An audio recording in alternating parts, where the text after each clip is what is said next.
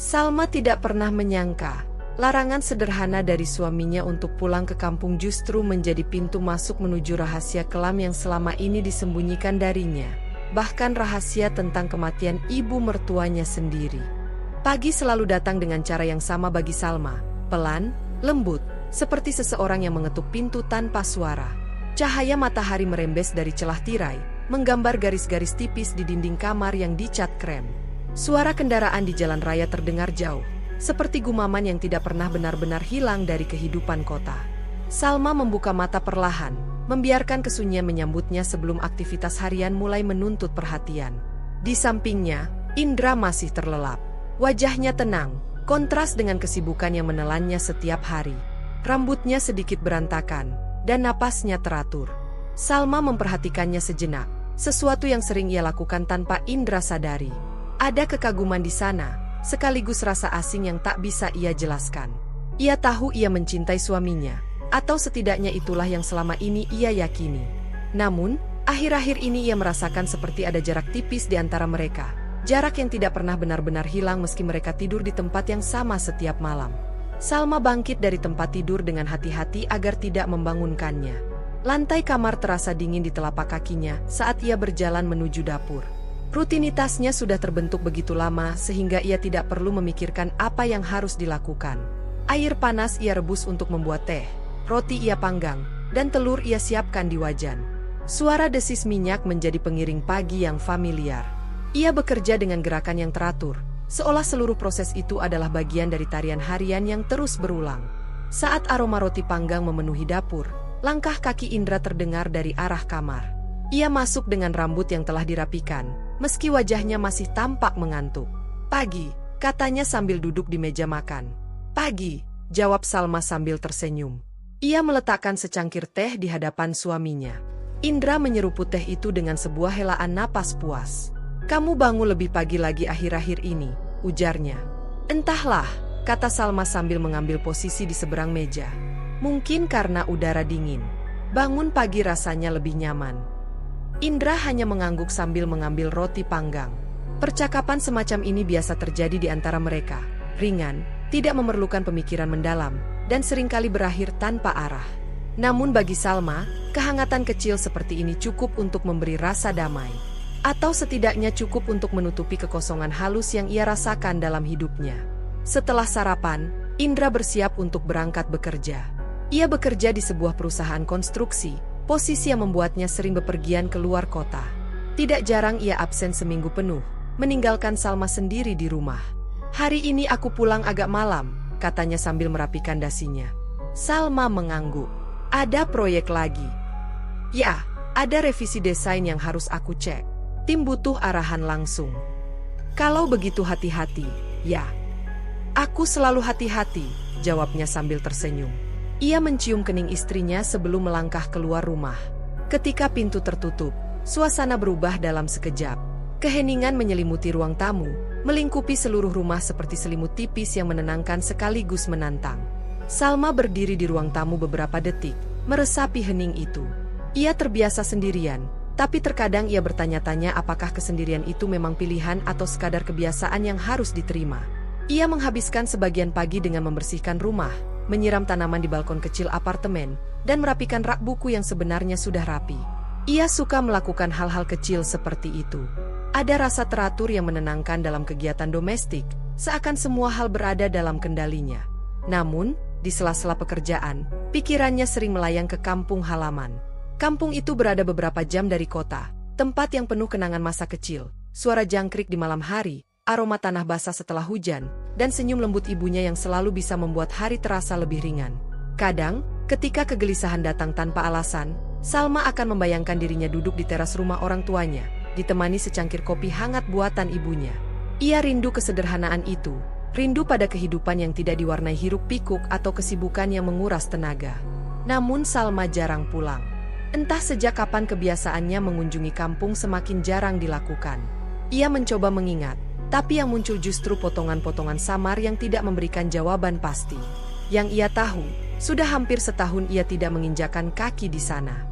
Menjelang siang, ia duduk di sofa sambil memegang ponsel. Ia membuka galeri foto, mencari foto-foto lama saat ia mengunjungi orang tuanya. Ada foto halaman rumah yang dikelilingi pohon mangga, foto dapur tua yang masih menggunakan rak kayu, serta foto dirinya bersama kedua orang tuanya. Senyum mereka begitu tulus, begitu hangat. Ada sesuatu yang menusuk hatinya setiap kali ia melihat foto-foto itu. Rindu, tentu saja. Tapi ada juga perasaan lain yang sulit ia definisikan. Seperti rasa bersalah, atau rasa kehilangan yang tidak jelas asalnya. Ia menatap foto-foto itu lama, seolah berusaha menemukan pesan tersembunyi yang selama ini luput dari pandangannya. Sore harinya, ia menyalakan televisi hanya untuk menambah suara di ruangan. Ia tidak benar-benar menonton. Matanya mengamati layar, tetapi pikirannya melayang jauh. Ia bertanya-tanya, apakah hidupnya seperti ini selamanya? Rutinitas yang tertata, tenang, nyaman, tapi kosong. Seperti rumah yang rapi namun tidak berpenghuni. Ketika matahari mulai tenggelam, cahaya jingga memasuki ruangan, menari di dinding seperti lukisan bergerak. Salma memperhatikan warna-warna itu dengan perasaan yang sulit dijelaskan. Hari itu berjalan tanpa kejadian penting, sama seperti hari-hari sebelumnya. Tidak ada pertengkaran, tidak ada kebahagiaan besar, tidak ada kejutan. Hanya kehidupan yang berjalan datar seperti jalan lurus tanpa tikungan. Namun di hati kecil Salma, ada bisikan yang semakin jelas, bahwa sesuatu tidak lengkap dalam hidupnya. Sesuatu yang hilang, atau mungkin sengaja ia jauhkan. Ia tidak tahu apa yang kurang itu, tapi ia tahu bahwa perasaan itu tidak mungkin ia abaikan selamanya. Hari itu berakhir dengan Salma duduk di tepi tempat tidur, memandangi pintu kamar yang masih tertutup rapat menunggu Indra pulang. Ia menarik napas panjang, membiarkan keheningan menemaninya sekali lagi. Ia tidak tahu bahwa ketenangan yang selama ini ia anggap sebagai kenyamanan adalah awal dari badai besar yang perlahan mendekat. Dan bagi Salma, hidup yang tampak tenang itu baru saja mulai berubah, meski ia belum menyadarinya sama sekali. Pintu kamar masih tertutup rapat menunggu Indra pulang, dan dalam keheningan malam yang menyelimuti ruangan itulah Salma mulai merasakan bahwa hidup tenangnya perlahan berubah. Perasaan itu terbawa sampai pagi berikutnya, ketika matahari kembali menyelinap masuk ke dalam apartemen mereka. Pagi itu dimulai seperti biasa, namun ada sesuatu yang berbeda dalam hati Salma, perasaan menggelitik yang membuatnya sulit menjelaskan apa yang sebenarnya ia rasakan. Indra sudah siap lebih awal pagi itu. Ia duduk di meja makan dengan kemeja biru muda yang disetrika rapi, tampak lebih formal dari biasanya. Salma memperhatikannya sambil menyiapkan teh, berusaha menebak apakah suaminya punya urusan penting hari ini. Ada kerutan halus di antara alis Indra, sesuatu yang tidak tampak kemarin. Malam tadi kamu pulang sangat larut, ujar Salma sambil meletakkan cangkir teh di hadapannya. Aku hampir tertidur. Indra mengangguk kecil. Maaf, rapatnya molor. Banyak hal yang harus dibereskan sebelum kunjungan lapangan minggu depan. Salma tersenyum tipis, mencoba memahami. Kalau begitu semoga hari ini lebih ringan. Amin, jawab Indra sambil mengangkat teh, meniup uapnya. Ada jeda di antara mereka. Sunyi kecil yang biasanya terasa nyaman kini tampak seperti ruang kosong yang tidak dapat dijangkau. Salma memberanikan diri untuk membuka percakapan yang telah beberapa hari ia tunda. Indra, katanya hati-hati, kurasa aku ingin pulang ke kampung minggu depan. Sudah lama sekali aku tidak menjenguk ibu dan ayah. Indra langsung menghentikan gerakan tangannya. Tatapannya berpindah dari cangkir ke wajah Salma. Bukan tatapan marah atau terkejut, lebih seperti seseorang yang sedang menimbang sesuatu. Minggu depan, ulang Indra pelan. Iya. Salma mencoba tersenyum agar ucapannya terdengar ringan. Aku pikir saat kamu sibuk dengan proyek, aku bisa menginap 2 atau 3 hari di sana. Indra meletakkan cangkirnya perlahan. Sepertinya tidak bisa sekarang, Sal. Nada suaranya tenang, tapi ada ketegasan yang tidak biasa. Salma menegang sedikit. Kenapa? Indra mengusap tengkuknya sebelum menjawab. Rumah orang tuamu masih renovasi, kan? Waktu itu ayahmu bilang bagian dapur roboh karena atapnya lapuk. Bukankah mereka sedang membongkar sebagian dinding? Salma mengerutkan dahi. Itu kan sudah lama. Mungkin 2 atau 3 bulan lalu. Ibu tidak bilang sedang renovasi besar. Iya, tapi ayahmu bilang itu berlanjut, potong Indra cepat. Dia sempat cerita padaku waktu kami teleponan. Katanya tidak aman kalau ada orang menginap. Salma terdiam. Ada sesuatu yang mengganjal dalam penjelasan itu. Sekilas terasa masuk akal, tapi ada detail yang membuatnya bingung. Kapan tepatnya ayah bercerita soal itu kepada Indra? Ia mencoba mengingat, tapi tidak menemukan ingatan apapun. Oh, begitu, katanya akhirnya. Ia berusaha menyembunyikan kebingungannya dengan senyum kecil. Indra menyandarkan badan ke kursi. Kalau kamu ke sana sekarang, kamu justru merepotkan. Rumah masih berantakan. Nanti kalau sudah selesai, kita bisa pergi bersama. Nada lembut itu seolah menenangkan, tetapi entah kenapa justru membuat udara di ruangan semakin berat. Salma mengangguk pelan, meski hatinya terasa sedikit kosong. Baiklah. Indra tersenyum tipis, seolah lega Salma tidak memperpanjang pembicaraan. Terima kasih ya, Sal. Aku cuma tidak mau kamu kesulitan di sana. Salma ingin percaya. Ia ingin mengatakan bahwa ia memahami kekhawatiran suaminya. Namun ada perasaan janggal yang tidak bisa ia abaikan. Sejak kapan Indra begitu sering berkomunikasi dengan ayah? Setahunnya hubungan mereka biasa saja, tidak buruk, tapi juga tidak dekat.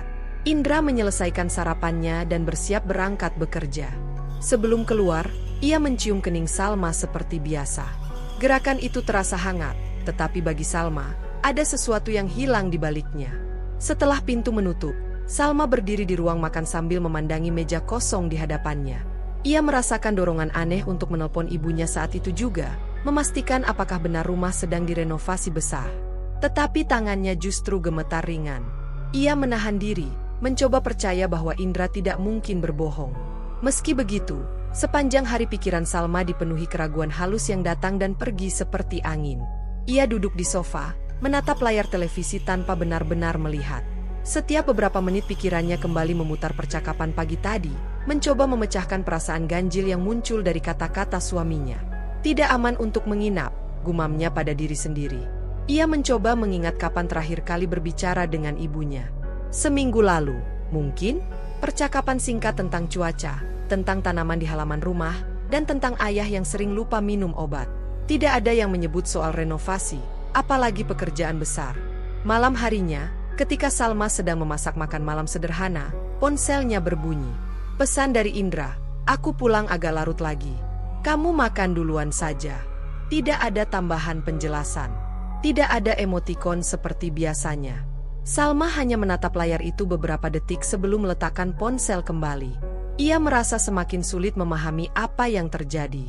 Tidak ada yang secara langsung salah, tetapi perasaan janggal itu semakin kuat. Seperti benang halus yang mulai terurai sedikit demi sedikit. Sambil makan malam sendirian, Salma berpikir lagi tentang keinginannya pulang kampung. Ia tidak pernah merasa perlu meminta izin sebelumnya. Dulu setiap kali ia ingin pulang, Indra selalu mendukung.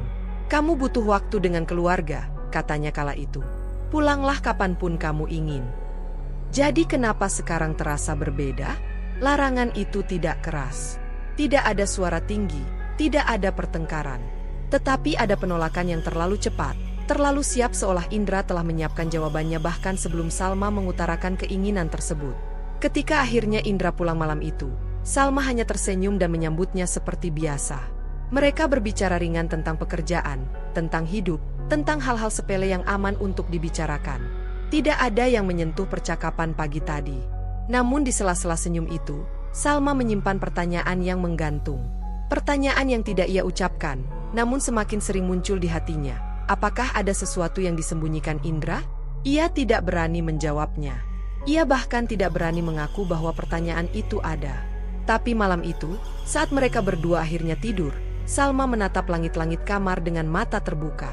Untuk pertama kalinya dalam hidupnya, suaranya sendiri terdengar asing saat ia berbisik dalam hati. Apa yang sebenarnya terjadi? Salma bangun lebih awal dari biasanya. Matanya masih berat, tetapi pikirannya tidak mau diam. Rasa janggal yang ia rasakan kemarin kini menempel lebih erat, seperti bayangan yang mengikuti kemanapun ia bergerak. Indra sudah berangkat sebelum ia sempat membuka mata. Hanya secarik pesan singkat yang tertinggal di ponselnya. Maaf tidak sempat pamit. Ada pertemuan pagi ini. Jaga diri, Sal. Salma menatap pesan itu lama. Tidak ada yang salah dengan kalimat tersebut, tetapi hatinya seperti menolak percaya bahwa semuanya baik-baik saja. Ia berjalan ke dapur, menyiapkan sarapan sendirian, mencoba menjalani hari seperti biasa. Namun pikirannya terus melayang pada percakapan tentang kampung, tentang larangan, demi keamanan, dan tentang cara Indra menjawab seolah ia mencoba menutupi sesuatu. Saat sedang mencuci piring, ponselnya tiba-tiba berdering. Nama yang muncul di layar membuatnya sedikit terkejut. Mbak Rika, sepupu jauh Indra yang tinggal di kampung. Salma segera mengangkat. Halo, Mbak. Suaranya terdengar bergetar di ujung sana. Sal, maaf kalau mengganggu pagi-pagi. Tapi aku perlu bilang sesuatu. Salma mengerutkan dahi. Ada apa, Mbak? Kok terdengar serius? Hening singkat. Nafas tersendat. Lalu kalimat itu meluncur begitu saja, menghantam Salma tanpa belas kasihan. Sal, ibu mertuamu, sudah meninggal sebulan yang lalu. Segala suara di sekitarnya lenyap. Air yang mengalir dari keran terasa jauh, berdentung seperti gema di dalam terowongan. Piring yang ia pegang terpeleset dari tangan dan jatuh ke wastafel, tapi Salma tidak mendengarnya. Kata-kata itu melayang-layang dalam pikirannya, menabrak ketenangan palsu yang selama ini ia pertahankan. Apa? Suara Salma hampir hilang. Meninggal? Kapan? Kenapa? Aku tidak diberitahu. Maaf, Sal. Kami pikir Indra sudah bilang padamu. Dia datang waktu itu. Semua keluarga ada. Kami kira dia membawa kamu juga. Kami semua menunggu, tapi... Salma menutup mulutnya dengan tangan, berusaha menahan gemetar yang merayap di seluruh tubuhnya. Dunia seolah berputar. Indra datang ke pemakaman, seorang diri, tanpa memberitahu dirinya sedikit pun. Maafkan aku kalau membuatmu kaget, lanjut Rika. Suaranya lirih penuh penyesalan. Aku baru sadar setelah melihat foto-foto keluarga tempo hari. Kamu tidak ada. Aku pikir kamu sakit atau sesuatu terjadi. Tapi ternyata, Indra bilang kamu tidak bisa datang. Air mata mulai mengalir di wajah Salma, namun ia bahkan tidak sadar kapan tepatnya ia mulai menangis. Bahunya naik turun, dadanya terasa sesak. Apa ada yang lain yang harus aku tahu? Tanyanya pelan, hampir seperti berbisik. Rika terdiam lama, terlalu lama, hingga Salma merasa waktu berhenti bergerak. Yang jelas, maafkan kami karena tidak memastikan langsung. Kami kira kalian baik-baik saja. Setelah beberapa kata simpati, percakapan berakhir. Salma tidak mengatakan banyak, ia bahkan tidak ingat apa yang ia balas. Tangannya bergetar saat meletakkan ponsel di meja. Ia memejamkan mata, namun bayangan wajah ibu mertuanya terus muncul. Wajah lembut perempuan itu, senyum yang selalu hangat, dan pelukan yang membuat Salma merasa diterima saat pertama memasuki keluarga Indra. Bagaimana mungkin Indra menyembunyikan semua itu darinya? Ia tidak tahu berapa lama ia duduk di kursi dapur sambil menatap lantai. Mungkin beberapa menit, mungkin 1 jam. Yang ia tahu, ketika ia berdiri, lututnya terasa lemah. Ia berjalan ke ruang tamu seperti orang yang baru saja bangun dari mimpi buruk. Ia mencoba bernapas dalam-dalam, mencari logika yang bisa menjelaskan semuanya. Mungkin Indra tidak mau membuatnya cemas. Mungkin Indra punya alasan. Mungkin. Tetapi logika itu hancur ketika ia kembali mengingat larangan Indra untuk pulang kampung. Terlalu berbahaya. Rumah sedang direnovasi. Akan merepotkan. Tidak aman. Satu persatu alasan itu kini terasa seperti potongan kebohongan. Dada Salma terasa panas, bukan hanya karena sedih, tetapi juga kecewa dan, untuk pertama kalinya, marah. Namun bukan marah yang meledak-ledak. Ini adalah amarah sunyi yang menyelinap ke dalam hati seperti asap, memenuhi ruang-ruang kecil yang tidak bisa ia jangkau. Ia mengambil ponsel, mengetik nama salah satu saudara Indra, Ujang, kakaknya. Telepon berdering lama sebelum akhirnya diangkat. Oh, Salma, kata Ujang, terdengar kaku. Ada apa? Salma menelan ludah. Mbak Rika bilang tentang ibu. Hening panjang merambat dari seberang. Oh, ya, jawab Ujang akhirnya. Aku kira Indra sudah cerita. Tidak, suara Salma pecah. Dia tidak bilang apa-apa. Ujang terdengar risih. Mungkin dia belum siap. Belum siap untuk apa? Untuk memberitahu istrinya bahwa ibunya meninggal. Lagi-lagi hening, lebih tebal dari sebelumnya. Maaf, Salma. Aku tidak bisa bicara soal itu. Lebih baik kamu tanya langsung ke Indra. Hanya itu yang ia dapatkan. Satu persatu saudara lainnya menolak bicara. Ada yang menyalahkan kesibukan, ada yang beralasan tidak enak badan, ada yang bahkan langsung memutus telepon. Semuanya menghindar, seolah ada dinding besar yang dibangun di antara Salma dan kebenaran. Menjelang sore, ketika cahaya redup masuk ke jendela, Salma merasa dirinya seperti sedang tenggelam. Ia duduk di sofa, memeluk dirinya sendiri, mencoba mencari jawaban yang tidak datang. Dunia luar tetap berjalan seperti biasa, motor melintas, anak-anak tertawa di lorong, suara orang memasak di sebelah. Namun bagi Salma, dunia seolah berhenti berputar. Ia ingin marah kepada Indra. Ia ingin mengirim pesan panjang penuh kemarahan dan tuntutan penjelasan. Namun begitu jemarinya menyentuh layar ponsel, ia justru membeku. Sesuatu menahan dirinya, ketakutan barangkali, atau rasa tidak percaya yang terlalu baru hingga belum sempat ia proses. Saat malam tiba dan Indra pulang seperti biasa, Salma hanya memandangnya dari dapur. Indra melepas sepatu, merapikan rambut, dan masuk dengan senyum kelelahan. "Hari ini melelahkan sekali," katanya sambil menghela napas. "Kamu makan apa?" "Aku lapar sekali." Salma tidak menjawab. Tidak ada kata yang cukup jernih untuk keluar dari mulutnya. Yang ada hanyalah suara jantungnya sendiri, berdebar keras, seperti genderang tanda bahaya. Indra menatapnya, sedikit bingung. "Sal, kamu kenapa? Kamu kelihatan pucat." Salma membuka mulut, tetapi yang keluar hanya napas. Ia memalingkan wajah, takut emosi yang belum stabil itu justru membuatnya menangis di depan Indra. "Capek," katanya pelan. "Aku capek." Indra mendekat hendak memeluknya, tapi Salma mundur setengah langkah secara refleks. Bukan karena takut, tetapi karena bingung tentang dirinya, tentang suaminya, dan tentang apa yang kini berubah dalam hidup mereka. Indra berhenti. Ada kerutan di keningnya, namun ia tidak memaksa. "Kalau begitu istirahat saja. Aku mandi dulu." Salma berdiri kaku saat Indra berjalan melewatinya menuju kamar mandi. Ia mendengarkan suara air mengalir sambil berdiri mematung di dapur. Dan ketika suaranya akhirnya keluar, ia berkata hanya dalam hati, patah, hancur, dan penuh luka. "Apa yang kamu sembunyikan dariku, Indra?" Ia berbaring beberapa saat, memandangi langit-langit tanpa gerak. Indra masih tertidur di sebelahnya, punggungnya menghadap Salma, napasnya teratur. Dalam keheningan itu, Salma tahu bahwa jarak di antara mereka bukan lagi sekadar jarak fisik, melainkan sesuatu yang jauh lebih dalam, jarak batin yang sulit dijangkau. Hari itu dimulai dengan sunyi yang janggal. Biasanya Indra berbasa-basi tentang cuaca atau pekerjaannya, tetapi pagi ini ia hanya berkata singkat, "Aku harus pergi lebih awal," sebelum mengambil tasnya dan bergegas keluar. Suara pintu tertutup terdengar lebih berat dari biasanya, seolah menegaskan bahwa ia membawa pergi sesuatu yang penting, sesuatu yang dulu selalu ia bagi dengan Salma. Kini, setiap detik terasa penuh tanda tanya. Salma duduk di meja makan, menatap roti panggang yang tidak sanggup ia sentuh. Ia memutar kejadian kemarin berulang kali, mencari celah yang mungkin ia lewatkan. Bagaimana mungkin Indra tidak memberinya tahu tentang kematian ibu mertuanya?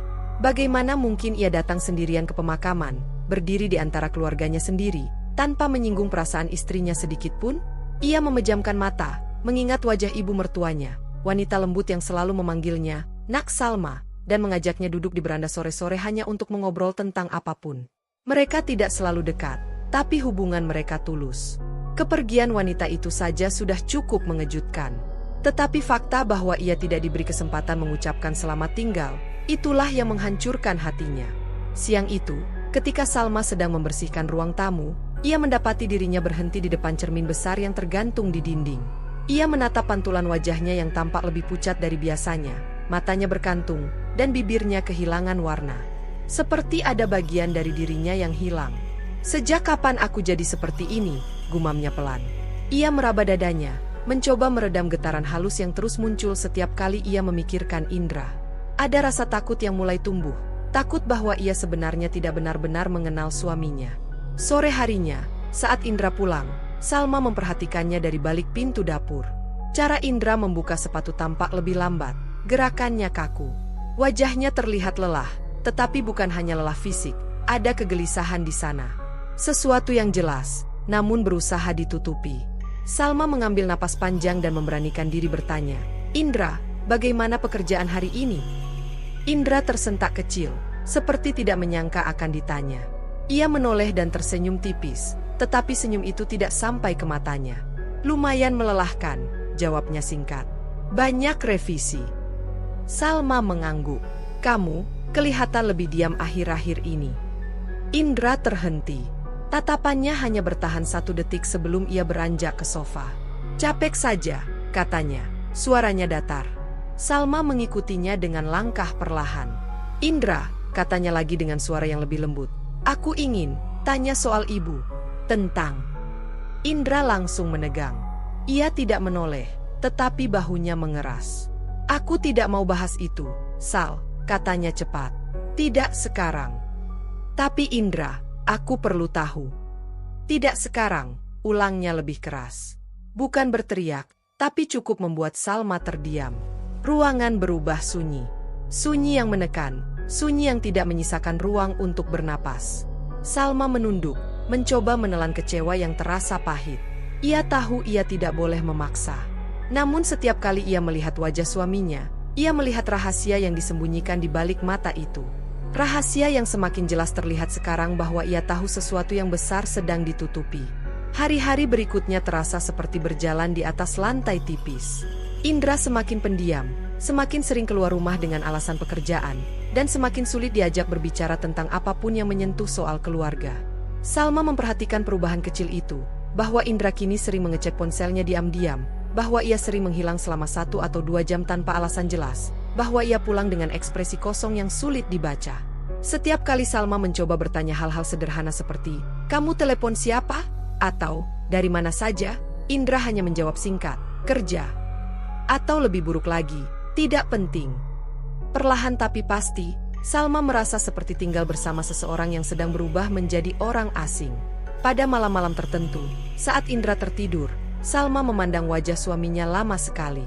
Ia mencari jejak Indra yang dulu, pria yang pernah membantunya mengeringkan air mata saat ia menangis rindu kampung, pria yang pernah membuatkan sup panas ketika ia demam, pria yang tertawa keras karena film komedi favorit mereka. Namun yang ia temukan hanya garis-garis lelah dan bayangan yang menempel di mata Indra. Bayangan yang tidak ia kenali. Semakin lama, rasa bersalah mulai merayap ke dalam benak Salma. Apakah aku terlalu memaksa? Apakah aku salah? Apakah aku tidak mengerti perasaan Indra? Tetapi setiap kali ia mencoba menenangkan diri, kabar kematian ibu mertuanya kembali menghantam pikirannya. Jika memang Indra sedang terluka, kenapa ia tidak membiarkan Salma tahu? Kenapa ia tidak membuka diri, seperti dulu? Hari kelima setelah mengenal kabar itu, Salma duduk sendirian di balkon kecil apartemen mereka. Malam itu hangat, tetapi dadanya terasa dingin. Jalanan di bawah bersinar oleh lampu kendaraan, tetapi Salma hanya memandang jauh tanpa fokus. Ia merasa terperangkap di antara 2 ujung tali, yang satu adalah keinginannya untuk mempercayai Indra, dan yang satunya lagi adalah ketakutan bahwa kepercayaan itu kini hanya tinggal ilusi. Angin malam menyapa wajahnya, tapi itu tidak membuat hati Salma lebih tenang. Ia menggenggam kedua tangannya erat-erat, seperti berusaha menahan dirinya agar tidak runtuh. "Aku tidak ingin berpikiran buruk," bisiknya kepada diri sendiri. "Aku hanya ingin tahu apa yang sebenarnya terjadi." Tetapi permintaan itu saja sudah terasa terlalu berat. Ketakutan, rasa bersalah, dan penasaran bercampur menjadi satu, memenuhi dadanya seperti kabut tebal. Ia merasa dirinya tidak lagi hidup berdampingan dengan seseorang yang ia kenal, melainkan bersama seseorang yang menyimpan kebenaran besar di balik pintu yang terkunci rapat. Dan malam itu, untuk pertama kalinya, Salma tidak hanya meragukan Indra. Ia mulai meragukan seluruh fondasi hidup mereka. Pikiran itu masih menggema ketika pagi menjelang, menyelinap di antara cahaya matahari yang masuk dari sela-sela tirai. Salma terbangun lebih awal tanpa tahu bagaimana harus menjalani hari, tetapi sebuah notifikasi pesan di ponsel Indra, yang berbunyi tepat setelahnya, tiba-tiba mengubah seluruh ritme napasnya. Indra meraih ponselnya lebih cepat dari biasanya. Ia membaca pesan itu sambil berdiri membelakangi Salma, tubuhnya menegang sepersekian detik. Lalu, seolah menyadari bahwa Salma memperhatikan, ia mematikan layar ponselnya dan memasukkannya ke dalam saku. "Aku dapat jadwal dinas 2 hari keluar kota," katanya, suaranya datar, tanpa menoleh. "Berangkat sore nanti." Salma hanya mengangguk.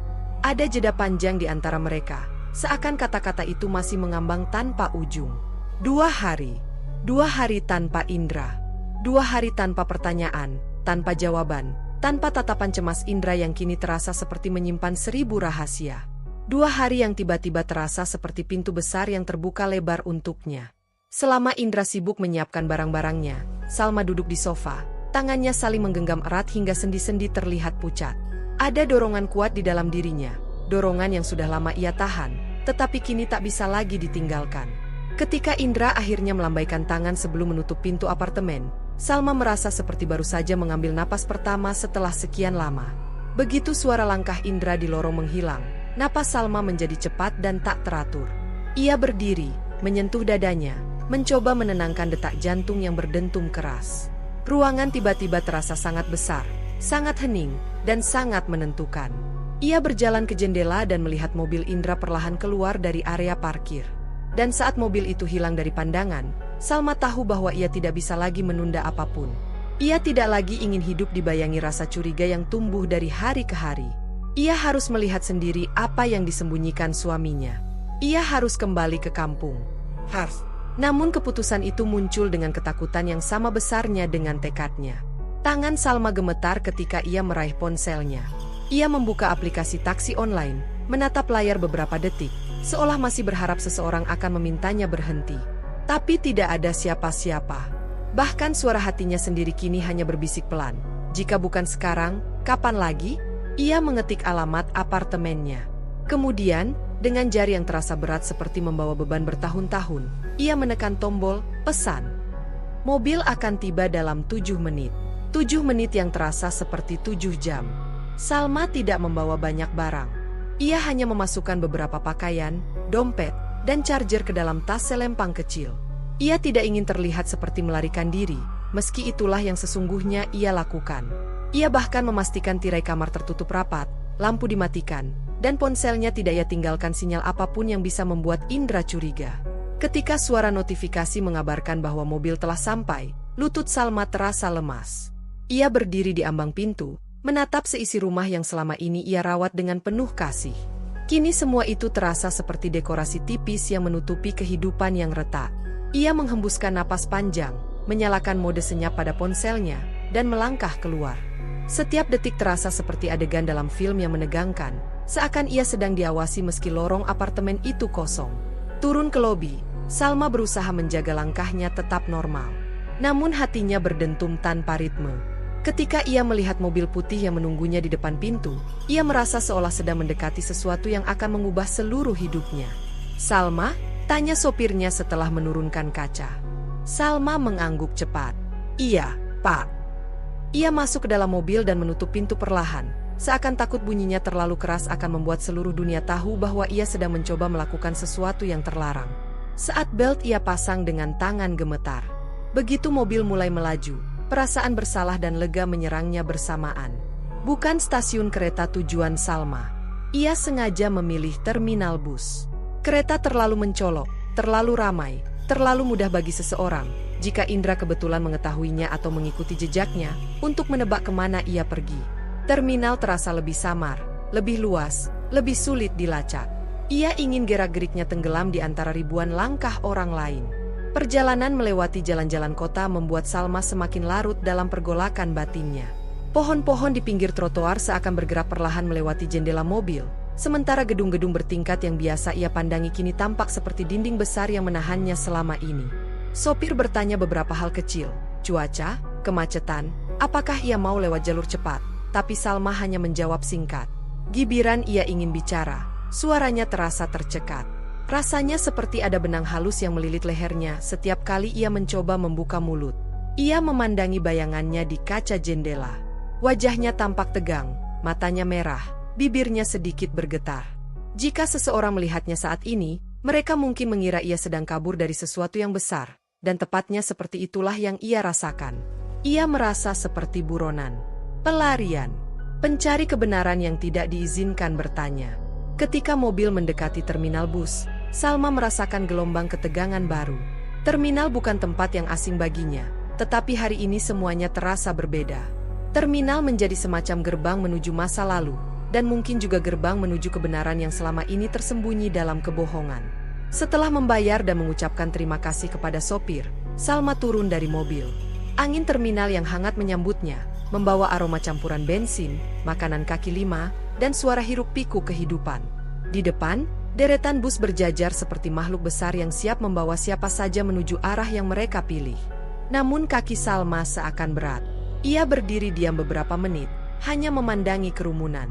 Orang-orang dengan tas besar, Anak kecil yang menangis, pedagang yang menawarkan minuman dingin, penjaga tiket yang berteriak memanggil penumpang. Semuanya bergerak dalam ritme yang tetap, sementara Salma merasa dirinya berdiri di luar ritme itu. "Aku benar-benar melakukannya," bisiknya. Dan pada saat itu, ia menyadari bahwa ketakutannya bukan hanya soal Indra mengetahui keberangkatannya. Bukan. Ketakutannya yang sesungguhnya adalah apa yang mungkin ia temukan ketika sampai di kampung nanti. Apa yang menunggu di balik rumah mertuanya. Apa yang Indra sembunyikan. Tetapi tekadnya kini lebih besar daripada ketakutannya. Dengan napas panjang yang tertahan, Salma berjalan perlahan menuju loket pembelian tiket. Setiap langkah terasa seperti melangkah menuju masa lalu yang dipenuhi cahaya dan bayangan. Ia tidak tahu apa yang akan terjadi setelah ini. Ia tidak tahu bagaimana ia akan menjelaskan semuanya kepada Indra. Yang ia tahu hanyalah satu hal. Ia harus mencari kebenaran itu sendiri. Ia harus melihat dengan matanya sendiri. Ia tidak bisa lagi menunggu jawaban dari seseorang yang telah lama berhenti menjawab. Pikiran itu terus menggema di benak Salma ketika ia akhirnya duduk di kursi dekat jendela bus. Tas kecilnya berada di pangkuan, dan tiket yang baru saja ia beli masih terasa hangat di tangannya. Deru mesin bus yang mulai hidup membuat tubuhnya bergetar pelan, tetapi getaran itu tidak sekuat yang menggoyahkan dadanya. Ketika bus mulai bergerak, meninggalkan terminal dengan suara rem berdecit, Salma menyandarkan kepala pada jendela. Ia menatap pemandangan kota yang perlahan memudar, berganti gedung-gedung yang semakin rendah, kemudian pepohonan yang berayun terkena angin sore. Seakan hidupnya terbagi menjadi dua dunia.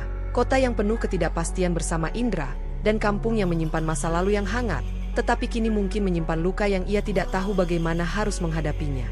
Di dalam bus, suara AC menggema lembut, bercampur dengan percakapan orang-orang yang tidak begitu jelas terdengar. Seorang ibu menenangkan anak kecil yang menangis pelan. Seorang pria paruh baya mendengkur halus di barisan belakang. Semuanya tampak normal. Namun bagi Salma, dunia terasa miring. Seperti ia sedang berada di ruang asing yang tidak benar-benar membiarkannya bernapas. Ia menutup mata sejenak. Namun yang muncul bukan ketenangan, melainkan potongan-potongan kenangan dari masa lalu. Ia melihat dirinya kecil, berlari di halaman rumah orang tuanya yang tanahnya selalu lembab setelah sore hujan. Ibunya memanggilnya sambil tertawa, membawa sepiring pisang goreng hangat. Ayahnya duduk di kursi bambu, menyesap teh sambil mengamati mereka dengan tatapan lembut. Rumah mereka sederhana, tetapi penuh suara, penuh kehidupan. Dan ia rindu itu. Rindu yang selama ini hanya muncul sebagai bayangan samar, kini tiba-tiba menghantamnya dengan keras, membuat dadanya sesak. Ada luka yang selama ini ia kubur jauh di dalam. Luka kehilangan kedua orang tuanya yang meninggal dalam waktu berdekatan, membuatnya harus pindah ke kota dan hidup sendiri sebelum akhirnya bertemu Indra. Indra yang dulu membuatnya merasa aman. Indra yang sekarang justru menjadi sumber dari semua pertanyaannya. Salma membuka mata, menatap bayangannya yang memantul di jendela. "Apa yang sedang aku lakukan?" bisiknya. "Apa aku benar-benar siap melihat semuanya?" Tidak ada jawaban. Yang ada hanya jalan panjang yang terbentang di depan, bergulir cepat seiring bus melaju. Menjelang senja, langit mulai berubah warna. Jingga lembut menyapu horizon, memberikan kesan damai yang justru membuat hati Salma semakin gelisah. Seakan langit terlalu tenang untuk perasaan yang berkecamuk di dalam dirinya. Ia memikirkan Indra. Apa yang sedang suaminya lakukan sekarang? Sudah sampaikah ia di kota tempatnya dinas? Atau masih di jalan? Apakah ia akan menyadari bahwa Salma tidak ada di rumah? Salma memutar ponselnya di tangan, namun tidak berani menyalakannya. Ia takut ada pesan atau panggilan dari Indra, atau lebih buruk lagi, ia takut Indra menanyakan keberadaannya.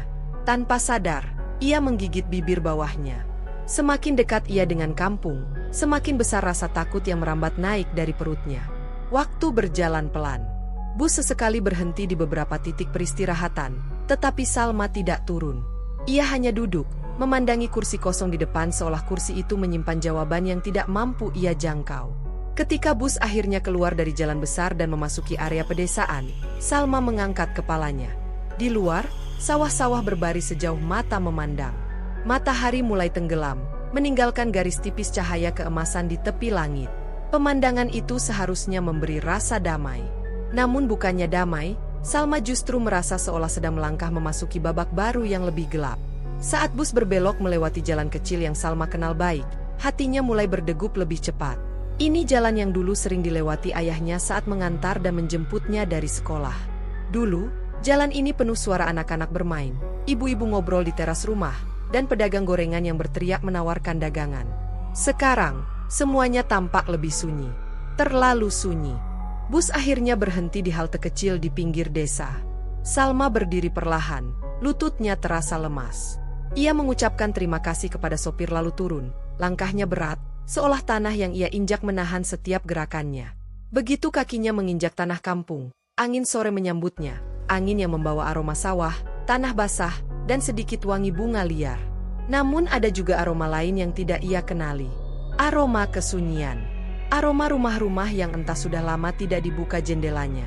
Salma berdiri memandangi jalan kecil yang mengarah ke rumah mertuanya. Jalan itu tampak lebih sempit dari ingatannya, seolah menyusut dimakan waktu. Rumput di pinggir jalan tumbuh liar. Beberapa rumah yang dulu tampak ramai kini tertutup rapat, seakan penghuninya pergi entah kemana. Suara burung sore terdengar samar, tetapi tidak ada suara manusia. Salma melangkah pelan, membiarkan angin menerpa jilbab dan rambutnya yang sedikit terurai dari dalam. Ia memandang kanan dan kiri, berharap melihat seseorang yang bisa ia sapa. Namun tidak ada siapa-siapa. Seolah kampung itu sendiri sedang menahan napas. Semakin jauh ia berjalan, semakin kuat rasa asing yang menyelimuti dirinya. Dulu, kampung ini adalah tempat yang penuh warna di kepalanya, tetapi sekarang, warna itu memudar, meninggalkan bayangan suram yang membuatnya merinding. Ia mencapai tikungan kecil yang akan membawanya langsung ke rumah mertuanya. Disinilah biasanya ia melihat ibu mertua duduk di bangku kecil depan rumah sambil menyapu halaman atau memberi makan ayam. Bayangan itu muncul begitu jelas di kepala Salma sampai membuat hatinya perih. Namun saat ia berbelok, langkahnya spontan terhenti. Dari kejauhan, rumah itu tampak berdiri dengan cara yang janggal. Halamannya tertutup rumput liar, pagar kayunya tampak rapuh, dan daun-daun kering menumpuk di undakan depan rumah. Tidak ada suara ayam. Tidak ada suara apapun. Rumah itu tampak kosong, sunyi, dan entah mengapa, Salma merasa rumah itu sedang menyembunyikan sesuatu dari dirinya. Ia merasakan bulu kuduknya berdiri. Kampung ini, yang dulu menjadi tempat nyaman, kini terasa seperti labirin yang menyimpan rahasia. Angin sore bertiup lebih dingin saat ia melangkah mendekati rumah itu, membuatnya memeluk tubuh sendiri. Salma berhenti beberapa langkah di depan pagar. Ia memandangi jendela-jendela yang gelap, pintu yang tertutup rapat, dan dinding yang tampak kusam. "Aku pulang," bisiknya pada dirinya sendiri. Tetapi kata "pulang" terasa asing, seakan kampung itu tidak mengenalinya lagi. Atau mungkin, kampung ini mengenal sesuatu yang Salma belum tahu. Hakikat pulangnya bukan untuk bersandar pada nostalgia, melainkan untuk membuka sesuatu yang selama ini dikunci rapat, baik oleh keadaan maupun oleh seseorang. Dan untuk pertama kalinya sejak ia menapakkan kaki di bus, Salma merasa bahwa kebenaran yang ia cari mungkin bukan sesuatu yang mudah ia terima. Ia menggenggam ujung tasnya lebih erat, berusaha menahan rasa takut yang mulai menelusup ke seluruh tubuhnya. Namun sekaligus, ada kekuatan kecil yang muncul dalam dirinya. Seburuk apapun yang menunggu di balik pintu rumah itu, ia tahu satu hal. Ia sudah terlalu jauh untuk kembali. Kalimat itu masih bergaung dalam dada Salma saat ia berdiri tepat di depan pagar rumah mertuanya. Angin sore kembali bertiup, membawa desiran halus melewati sela-sela rambutnya dan membuat dedaunan kering berjatuhan. Langit mulai meredup, menjelma jingga kusam yang perlahan berubah menjadi kelabu, seolah alam pun tengah menahan sesuatu yang tidak ingin ia ungkapkan sepenuhnya. Dengan tangan gemetar, Salma menyentuh pagar kayu yang sudah berlumut. Rasanya dingin dan rapuh, seperti sentuhan pada kenangan yang terlalu tua untuk diubah, tetapi terlalu berat untuk dibiarkan begitu saja. Ia mendorongnya perlahan. Engselnya mengerang panjang, menimbulkan suara yang terdengar seperti keluhan dari masa lalu yang terbangun setelah lama tertidur. Salma melangkah ke halaman. Rumput liar menyentuh mata kakinya, dan setiap langkah menimbulkan suara gesekan halus. Rumah itu berdiri diam di depannya, lebih pucat dari ingatannya. Jendela-jendela gelap seperti mata yang mengamati, tetapi tidak ingin bicara. Pintu depan terlihat tertutup rapat, namun tidak terkunci sepenuhnya. Sebuah detail yang membuat bulu kuduk Salma meremang. "Bu," bisiknya lirih, meski ia tahu tidak akan ada jawaban. Ia naik 2 undakan yang penuh dedaunan kering. Ketika ia menyentuh gagang pintu, hatinya berdebar keras, seperti ada 2 kekuatan yang saling bertarung dalam dirinya, ketakutan yang menahannya, dan tekad yang mendorongnya maju. Dengan satu tarikan napas panjang, Salma memutar gagang pintu itu. Pintu terbuka perlahan, menciptakan suara desir yang menggema ke seluruh ruangan rumah. Cahaya senja masuk dalam garis tipis, memotong gelap yang menyelimuti interior rumah. Udara lembab langsung menyapu wajah Salma. Aroma debu, kayu tua, dan sedikit bau pakaian yang lama tidak disentuh menyeruak ke hidungnya. Aroma yang tidak asing, namun kini terasa lebih berat, seolah menyimpan sesuatu. Langkah pertama yang ia ambil ke dalam rumah terasa seperti melintasi batas waktu. Ia berhenti beberapa detik, membiarkan matanya menyesuaikan dengan cahaya redup. Debu melayang halus di udara, menari-nari dalam cahaya jingga yang masuk dari celah pintu. Ada ketenangan yang tidak seharusnya ada, ketenangan yang seperti menahan napas. Ruang tamu itu masih seperti yang ia kenal. Kursi rotan besar milik ibu mertua masih berada di pojok, ditemani meja kecil yang permukaannya kini dipenuhi debu tipis. Vas bunga kering masih berdiri di tempatnya, daun-daunnya hampir hancur. Gorden kuning pucat tergantung di jendela, tidak bergerak. Namun ada sesuatu yang membuat Salma tidak nyaman. Sebuah sudut ruangan tampak berbeda. Tidak berdebu, tidak kotor, seolah baru saja disentuh seseorang beberapa hari lalu. Tepat di sudut itu, ada meja kecil yang tampak lebih bersih dari bagian rumah lainnya, dan di atasnya ada kain abu-abu yang menutupi sesuatu. Kain itu terlihat baru ditata ulang, sedikit miring, seperti seseorang meletakkannya terburu-buru. Salma menelan ludah. Perasaan aneh menusuk ke tulang-tulangnya, membuat telapak tangannya berkeringat. Ia mendekat perlahan. Setiap langkah bergema lembut, namun cukup untuk membuat rambut di tengkuknya berdiri. Ia mengulurkan tangan dan mengangkat kain itu perlahan. Di bawahnya, ada bingkai foto keluarga yang seharusnya berada di dinding, tetapi entah kenapa kini diturunkan. Foto itu menampilkan ibu mertua, Indra, dan adik perempuan Indra yang tinggal di kota lain. Senyum mereka terekam jelas, namun debu yang menempel membuat semuanya tampak buram. Salma menyentuh permukaan kaca. Jari-jarinya bergerak pelan, seolah ia menyentuh kenangan yang sudah lama ditinggalkan. Mengapa foto ini diturunkan? Mengapa tidak dibiarkan terpasang di dinding seperti sebelumnya? Ia memalingkan wajah dan melihat sekeliling. Semakin lama ia berada di dalam rumah itu, semakin banyak hal janggal yang ia temukan. Benda-benda peninggalan ibu mertua terlihat ditinggal begitu saja, seolah seseorang pergi secara tergesa-gesa dan tidak sempat membereskan apapun. Sebuah sweater coklat milik ibu mertua masih tergantung di belakang pintu kamar.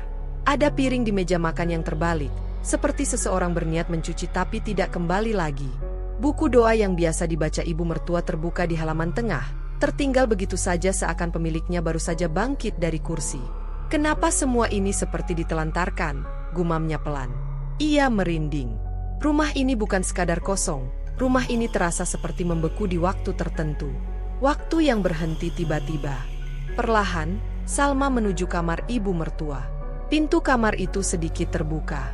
Ia mendorongnya, dan aroma kain tua yang lembab menyambutnya. Cahaya yang masuk hanya sedikit, tetapi cukup membuatnya melihat lemari yang pintunya terbuka setengah. Di dalamnya, pakaian-pakaian ibu mertua masih tergantung, beberapa bahkan masih terlipat rapi. Ia menyentuh salah satu pakaian, kebaya hijau yang dulu sering dipakai ibu mertuanya saat ada acara keluarga. Tekstur kainnya masih lembut meski sudah berdebu. Salma menutup mata, mengingat saat melihat ibu mertuanya terakhir kali, tersenyum lembut dan memeluknya sebelum Salma kembali ke kota. Air mata menetes tanpa ia sadari. Ia kembali ke ruang tamu. Kali ini, sesuatu menarik perhatiannya di lantai. Bekas tapak kaki samar yang tertinggal di debu. Ada 2 pasang bekas tapak. Satunya tampak kecil, mungkin milik ibu mertua.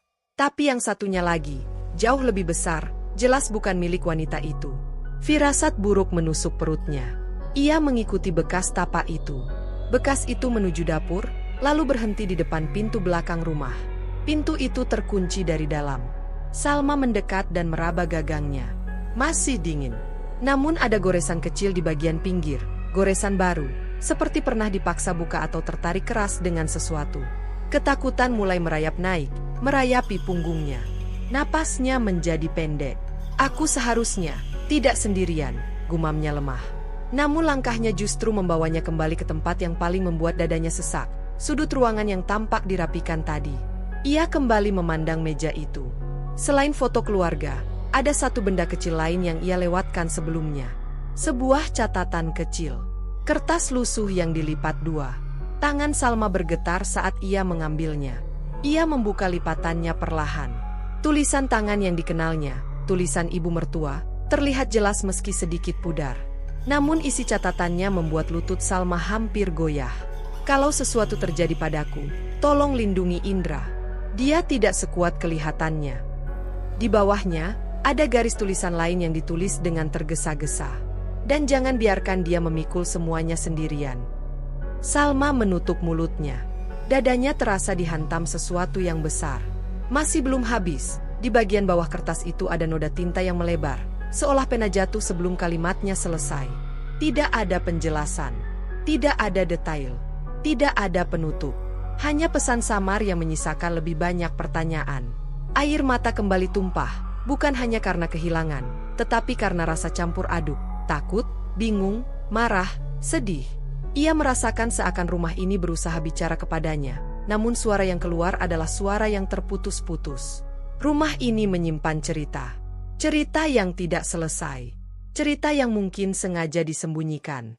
Salma berdiri lama di tengah ruangan, tubuhnya gemetar.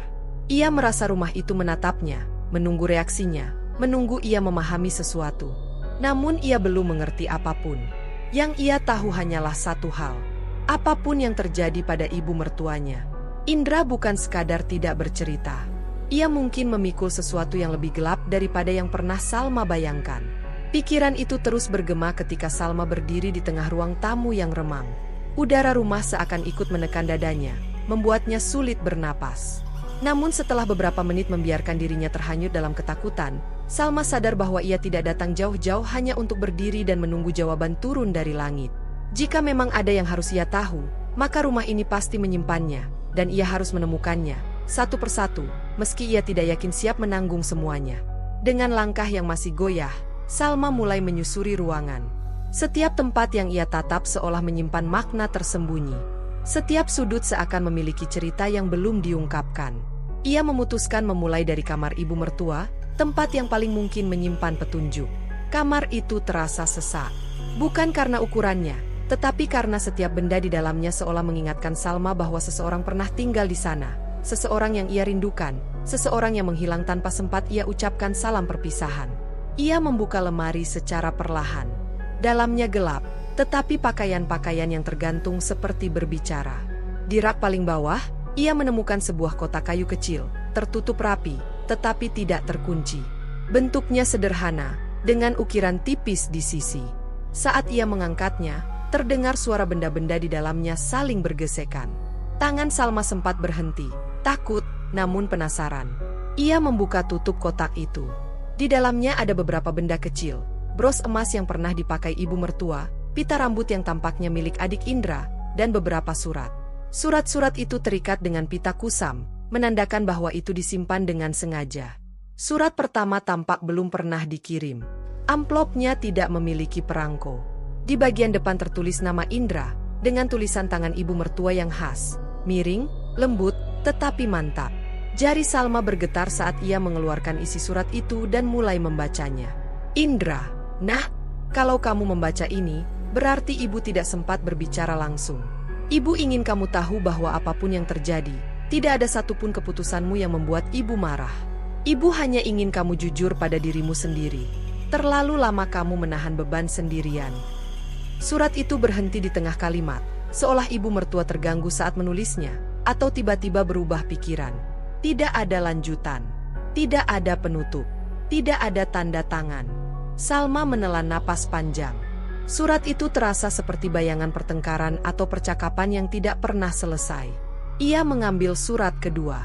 Ini bukan surat untuk Indra, tetapi untuk seseorang yang hanya ditandai dengan huruf R.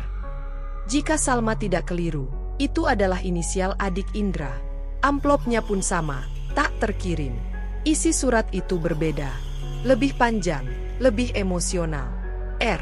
Ibu tahu kamu sibuk di kota, tapi ibu mohon, datanglah jika sempat. Kakakmu, dia tidak baik-baik saja. Dia terlihat seperti orang yang kehilangan arah. Sudah beberapa bulan ini dia sering pulang malam, wajahnya muram, dan menghindari pembicaraan tentang pekerjaan. Ibu sudah mencoba mengajak bicara, tapi dia selalu bilang baik-baik saja. Kamu tahu kakakmu, dia selalu berpura-pura kuat. Dan lagi-lagi, surat itu berhenti sebelum menjelaskan apa yang sebenarnya terjadi. Ada coretan di bagian bawah. Dia mulai berubah. Hanya itu. Tidak ada detail lain. Salma mengerutkan dahi. Perubahan apa yang dimaksud? Apa yang terjadi antara Indra dan ibunya? Mengapa semuanya berhenti di tengah jalan seolah seseorang tidak pernah diberi kesempatan menyelesaikannya? Ia meraih beberapa kertas lain dalam kotak itu, dan menemukan sebuah buku kecil, catatan harian, dengan sampul kain lusuh. Warna sampul yang dulunya hijau kini berubah menjadi hijau kecoklatan. Ketika Salma membuka halaman pertamanya, aroma kertas tua menyeruak. Ia membaca dari halaman acak terlebih dahulu. Indra pulang larut lagi. Aku tidak tahu apa yang ia sembunyikan, tapi ia terlihat sangat letih. Ada sesuatu yang ia bawa pulang, bukan barang, tapi beban yang tak ingin ia ceritakan. Aku ingin membantunya, tapi dia menutup diri. Di halaman lain tertulis, kami bertengkar hari ini. Pertama kali dalam waktu yang sangat lama. Aku hanya ingin dia berkata jujur, tapi dia malah semakin menjauh. Salma berhenti membaca. Napasnya tercekat. Indra pernah bercerita bahwa ia memiliki hubungan baik dengan ibunya. Tidak pernah ada konflik besar. Tapi catatan ini menunjukkan sebaliknya. Ada retakan yang ia sembunyikan darinya. Retakan yang cukup besar untuk membuat ibu mertua menulis surat demi surat, namun tak pernah mengirimkannya. Salma memindai halaman berikutnya. Tulisan ibu mertua tampak semakin berantakan dari minggu ke minggu. Aku takut dia memendam sesuatu yang bisa merusak dirinya. Aku ingin bicara jujur, tapi dia selalu bilang aku terlalu khawatir. Laman lain. Hari ini dia tidak pulang. Aku duduk sampai tengah malam menunggunya, tapi tidak ada kabar. Aku takut. Aku begitu takut. Halaman terakhir yang penuh tulisan tampak paling mengerikan bagi Salma. Tulisan tangan ibu mertua sangat goyah, bahkan beberapa huruf tidak terbaca. Ada yang berbeda dari caranya memandangku hari ini. Seolah dia ingin bicara, tapi tidak tahu mulai dari mana. Seolah dia ingin meminta maaf, tapi terlalu malu. Aku ingin memeluknya, tapi dia menghindar. Di bawah tulisan itu, ada satu kalimat pendek yang mengguncang dada Salma. Jika sesuatu menimpa aku, jangan salahkan dia. Tangan Salma bergetar begitu keras hingga ia hampir menjatuhkan buku itu. Pikiran-pikiran buruk berdatangan, meski ia berusaha menepis semuanya. Ia tahu Indra. Ia mengenalnya setiap hari selama bertahun-tahun. Ia tahu suaminya bukan orang yang tega menyakiti siapapun. Tapi catatan ini, surat-surat ini, menunjukkan sisi yang tidak pernah ia lihat. Atau sisi yang mungkin sengaja tidak pernah Indra tunjukkan. Salma memejamkan mata sejenak. Ia menahan tangis sambil menenangkan napas. Ia kemudian memutuskan memeriksa meja kecil di sudut ruangan. Meja yang tampak paling bersih, seolah baru dirapikan seseorang belakangan ini. Ia membuka laci pertama. Kosong. Laci kedua berisi buku-buku resep dan 2 pasang kacamata lama. Laci ketiga, tempat di mana ia menemukan sesuatu yang membuat jantungnya berdetak lebih cepat. Sebuah amplop coklat besar, berat. Di bagian depannya tertulis, jangan dibuka kecuali untuk Salma. Dadanya langsung sesak. Ia meraih amplop itu dan menarik nafas panjang. Tangan gemetar saat ia membuka segelnya. Di dalamnya ada beberapa lembar kertas yang tampak seperti hasil pemeriksaan kesehatan, rekaman medikal ibu mertua beberapa bulan terakhir, dan selembar surat pendek yang ditulis dengan tinta yang hampir pudar. Salma, maafkan ibu karena tidak pernah bicara terus terang. Ibu tidak ingin mengganggu rumah tanggamu. Indra, dia sedang melalui masa sulit. Lebih sulit daripada yang dia biarkan diketahui orang. Tolong jangan tinggalkan dia. Dia membutuhkan seseorang untuk menuntunnya melewati ini. Dan jika ibu tidak lagi ada saat kamu membaca ini, tolong peluk dia untuk ibu. Salma menahan napas. Surat itu lebih hangat daripada surat-surat sebelumnya. Namun justru itulah yang membuatnya semakin sakit. Mengapa ibu mertua menyiapkan semua ini? Apa yang sebenarnya ia ketahui tentang keadaan Indra? Dan, mengapa semua dibiarkan menjadi misteri? Ia memeriksa lembar rekam medis. Matanya terpaku pada satu bagian, diagnosis terakhir. Depresi berat, anxiety kronis, risiko tinggi bunuh diri. Salma terdiam, tidak mampu bergerak. Dunia serasa berhenti. Indra menyembunyikan semuanya. Tampaknya bukan hanya ibunya yang jatuh dalam kekhawatiran, tetapi Indra sendiri mungkin berada di ujung batas saat itu. Ia menggenggam surat itu lebih erat, sementara sebuah kenyataan mulai menyatu dalam dirinya. Perlahan, menyakitkan, tapi pasti. Konflik besar yang selama ini ia rasakan bukan hanya tentang kematian ibu mertua. Bukan tentang misteri atau rahasia mengerikan yang ia duga-duga. Semua ini tentang luka. Luka yang diwariskan dari satu hati ke hati lain. Luka yang tidak pernah mendapatkan tempat untuk sembuh. Dan kini, setelah semua potongan kebenaran mulai tersusun, Salma sadar bahwa langkah berikutnya bukan lagi tentang mencari apa yang hilang, melainkan menghadapi sesuatu yang ia tahu akan mengubah hidup mereka berdua. Untuk pertama kalinya sejak tiba, Salma merasakan bukan hanya ketakutan. Kenyataan itu menempel pada dirinya seperti bayangan, perlahan, menyakitkan, tapi pasti. Hingga Salma tahu bahwa langkah berikutnya bukan lagi tentang mencari apa yang hilang, melainkan menghadapi sesuatu yang akan mengubah hidup mereka berdua. Dan pada detik itu, ketika ia masih memegang amplop coklat berisi rekam medis dan surat terakhir ibu mertua, sebuah perasaan mengalir lembut di dalam dirinya. Perasaan bahwa ia tidak bisa kembali menjadi Salma yang sama seperti sebelum memasuki rumah ini. Ia menghembuskan napas panjang. Rumah itu terasa semakin sunyi, seolah menunggu ia menyelesaikan apa yang sudah ia mulai. Matahari sore yang semula menyelinap melalui celah jendela kini berubah menjadi jingga pekat. Debu-debu halus di udara terlihat menari seperti serpihan masa lalu yang tidak ingin benar-benar menghilang. Salma duduk perlahan di kursi rotan tua milik ibu mertua. Kursi itu mengerang pelan, seolah ikut menahan beban cerita yang akhirnya terungkap.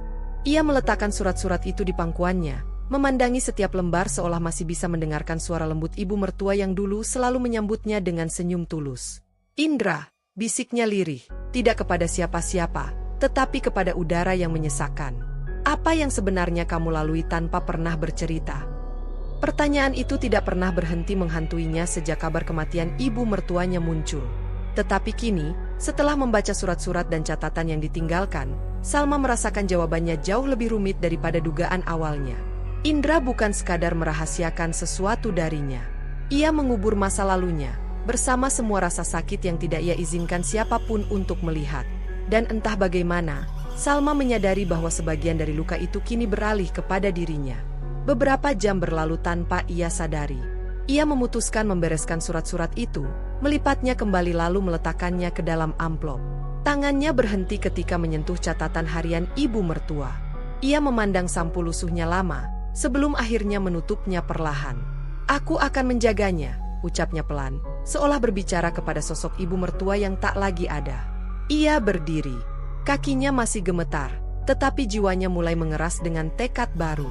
Ia berjalan keluar dari kamar, kembali ke ruang tamu, dan duduk di lantai yang berdebu. Disinilah ia mencoba menyusun pikirannya sendiri, potongan demi potongan, hingga semuanya terlihat lebih jelas.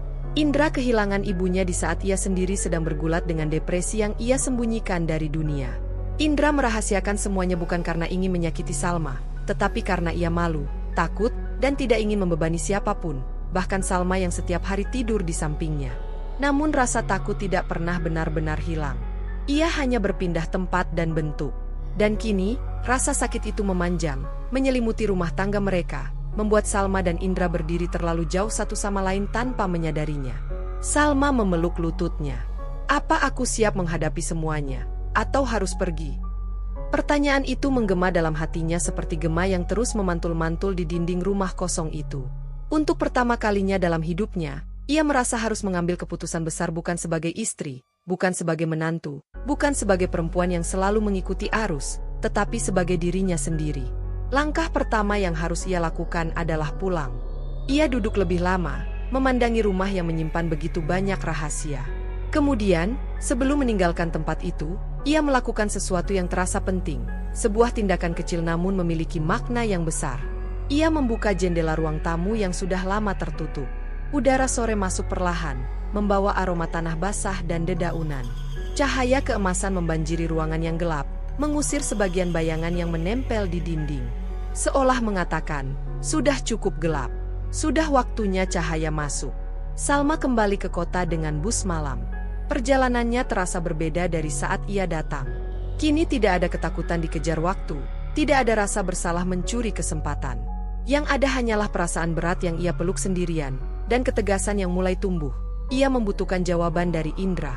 Saat bus melaju melewati jalan berliku keluar dari kampung, Salma memandang pemandangan luar jendela yang diselimuti remang. Setiap lampu kecil di kejauhan terlihat seperti langkah-langkah kecil menuju masa depan yang tidak pasti, namun harus ia hadapi. Sesekali air mata menetes tanpa ia sadari. Namun ia tidak lagi menepuk-nepuk pipinya untuk menghapusnya. Ia membiarkan semuanya mengalir. Tangisan itu bukan lagi tangisan ketakutan, tetapi pelepasan. Ia tidak ingin membawa pulang ketakutan itu untuk selamanya. Ketika sampai di apartemen, malam sudah sangat larut. Namun lampu ruang tengah menyala. Indra sudah pulang lebih cepat dari jadwal dinasnya. Pria itu duduk di sofa, wajahnya tertunduk, kedua sikunya bertumpu pada lutut. Ia tampak seperti seseorang yang kehilangan arah. Ketika pintu terbuka, Indra mendongak. Wajahnya pucat, matanya merah, seolah ia tidak tidur sejak kemarin. "Salma," suaranya pecah. Salma berdiri beberapa detik, memandangi suaminya. Tidak ada amarah yang langsung meledak. Tidak ada teriakan. Hanya rasa perih yang menumpuk, tapi juga empati yang tak bisa ia abaikan. Ia duduk di sofa seberang Indra. Tasnya ia letakkan pelan di lantai. "Aku baru dari kampung," ucapnya tanpa berputar-putar.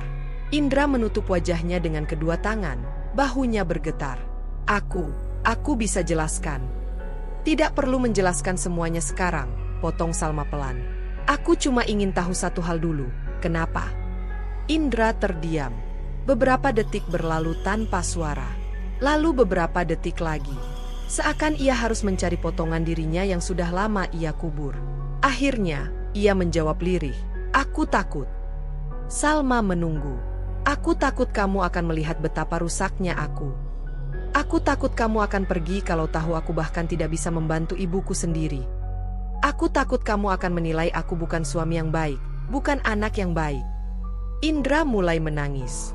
Tangis yang tidak pernah Salma dengar sebelumnya. "Aku menyayangimu, Salma, tapi aku tidak tahu bagaimana caranya membagi bebanku tanpa membuatmu ikut jatuh." Salma menunduk. Kata-kata itu menusuknya, tetapi tidak dalam cara yang buruk. Ia tidak menyangka jawaban Indra begitu jujur dan menyedihkan. Ia menarik napas panjang. "Aku pergi bukan karena aku ingin meninggalkanmu. Aku pergi karena aku ingin tahu apa yang sebenarnya kamu sembunyikan. Aku ingin mengerti, bukan menuduh." Indra mengangguk, meski air matanya belum berhenti. "Kamu seharusnya tidak menanggung semuanya sendirian," ucap Salma. "Tapi aku juga tidak bisa terus hidup dalam ketidakpastian. Aku butuh kejujuran. Aku butuh kepercayaan." Indra mengusap wajahnya. "Aku akan berusaha. Aku janji." Salma menatap suaminya lama, sangat lama, hingga akhirnya ia menemukan sesuatu yang hilang. Ketulusan itu masih ada. Luka itu masih ada. Tapi keduanya juga masih berdiri di tempat yang sama, dalam ruangan kecil itu, dengan pilihan yang harus dibuat. Ia menghela napas, kali ini jauh lebih mantap. "Indra," katanya, "aku akan tetap di sini. Untuk saat ini. Tapi mulai sekarang, aku tidak akan menjadi perempuan yang hanya menerima diam. Aku akan bicara. Aku akan bertanya. Aku akan mengambil keputusan untuk hidupku sendiri. Dan kamu harus menghargai itu." Indra mengangguk perlahan, seperti seseorang yang baru belajar memahami kembali dunia. "Terima kasih, sudah kembali," katanya pelan, penuh syukur. Salma tidak membalas. Ia hanya berdiri dan berjalan ke kamar, merasa lebih tenang, lebih kuat, dan lebih dirinya sendiri. Malam itu, untuk pertama kalinya dalam waktu yang lama, Salma merasa bahwa hidupnya tidak lagi dikendalikan oleh ketakutan, baik ketakutannya sendiri maupun ketakutan suaminya. Ia telah menemukan potongan kebenaran, dan dari potongan-potongan itulah ia menemukan jati dirinya, seorang perempuan yang tidak lagi hanya mengikuti arus, tetapi memilih jalannya sendiri. Apakah ia akan memperbaiki hubungan mereka? Atau melangkah pergi suatu hari nanti? Waktu yang akan menjawab. Namun satu hal pasti, untuk pertama kalinya, hidup Salma benar-benar miliknya sendiri.